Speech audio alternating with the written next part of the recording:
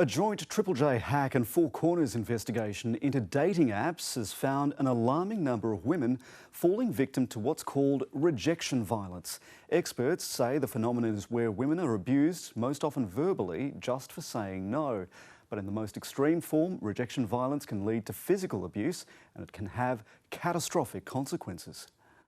Layer to protect them. For beauty therapist Stacey Coniaris, dating after her divorce was daunting. Yes, everything was different, but I was really hopeful.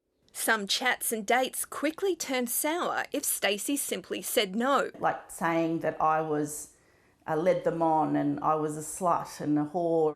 She had to get a restraining order after incessant contact from one man she met on an app. Then I would block him and then he would start up another messenger account. They have been Social researchers call this rejection violence. The most common form of rejection violence is the verbal abuse. Figures show half of women over 35 on dating apps have been repeatedly contacted after saying no.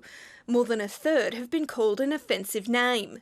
There's even web pages calling out these overreactions. The number of posts on these accounts is just staggering. Taken to their extreme, these beliefs motivated this mass shooting in the US. Vowing revenge against the women he says have rejected him all his life. Ms. Stacker found some men can behave this way if they're insecure about their masculinity. They feel like their honour has been kind of besmirched and that the only way to get that back is to be violent. It's to do with deep-rooted insecurity, and there seems to be a culture lately, particularly with the internet and Facebook and that sort of anonymity of that licence being almost ramped up. Dad always had a bit more power than Mum. At this men's behavioural change program in the ACT, they try to shift negative attitudes. They don't always see that verbal abuse is domestic violence. But programs often prioritise married men. There's little targeted to single men. There's always a waiting list. And even with help, it can be too late.